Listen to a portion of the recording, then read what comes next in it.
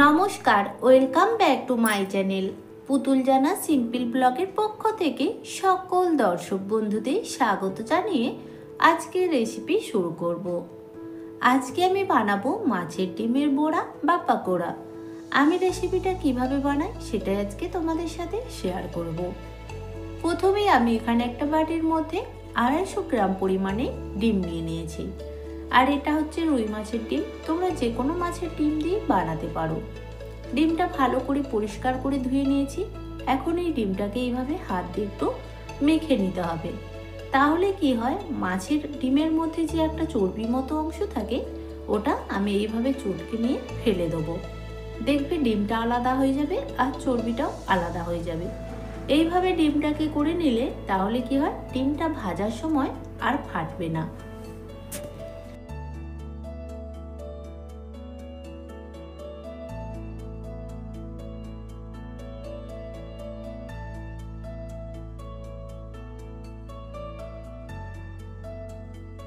তো দেখো, ডিমের থেকে চর্বিটা আলাদা করে আমি ফেলে দিয়েছি।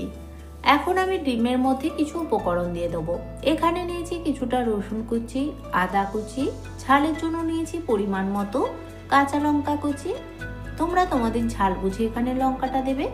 আছে একটা বড় সাইজের পেঁয়াজ কুচি, আর নিয়েছি কিছুটা ধনে পাতা কুচি।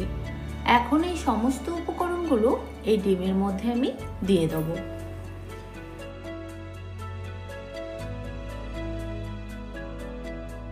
এবারে আমি দিয়ে দেবো সামান্য একটু হলুদের গুঁড়ো, দিয়ে দেবো সামান্য একটু কাশ্মীরি লঙ্কার গুঁড়ো, আর দেবো সামান্য পরিমাণে একটু গরম মশলার গুঁড়ো। আর ডিমটা ভাজার পরে যাতে অনেকটা সময় ডিমটা কুরকুরে থাকে তার জন্য দিয়ে দিলাম 1 চামচ পরিমাণে চালের গুঁড়ো।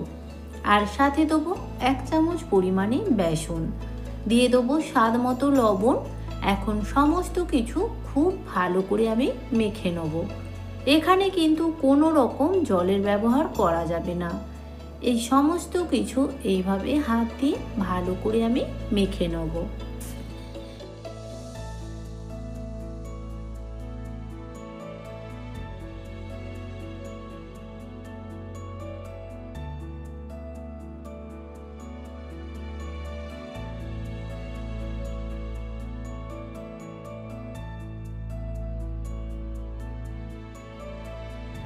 ডিমটা ভালো করে মেখে নিয়েছি। এখন আমি এর মধ্যে দিয়ে দেবো 1 ফালি পরিমাণে লেবুর রস। লেবুর রসটা দিলে ফ্লেভারটা খুব ভালো আসে, আর মাছের ডিমের মধ্যে যে আষ্টে গন্ধটা থাকে ওই গন্ধটা কিন্তু চলে যাবে। আবারও ভালো করে একটু মেখে নিলাম।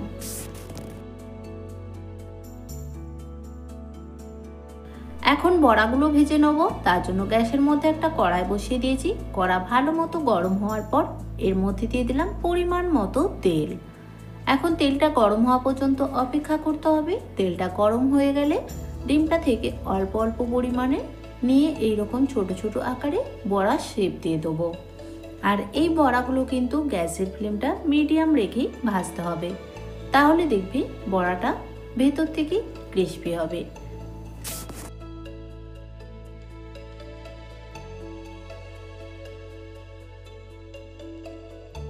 বড়াগুলো যখন একটা সাইড হালকা একটু ভাজা হয়ে আসবে তখন খুন্তির সাহায্যে আস্তে আস্তে বড়াগুলোকে এইভাবে উল্টে দিতে হবে।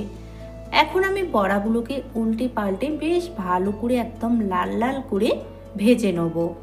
আর বড়াগুলো ঠিক এইভাবে ভাজলে দেখবে বড়াগুলো অনেকটা সময় ধরে ক্রিস্পি থাকবে।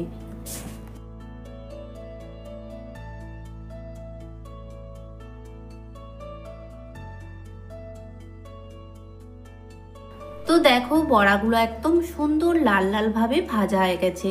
এর থেকে বেশি আর লাল করতে যাব না। তো এখন আমি বড়াগুলোকে তেল থেকে তুলে নেব। আর বাকি যে ডিমটা আছে ওই একইভাবে আমি বাকি ডিমগুলো ভেজে নেব।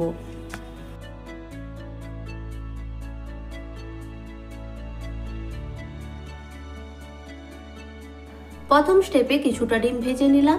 এখন বাকি ডিমগুলো ওই একইভাবে ভেজে নিতে হবে।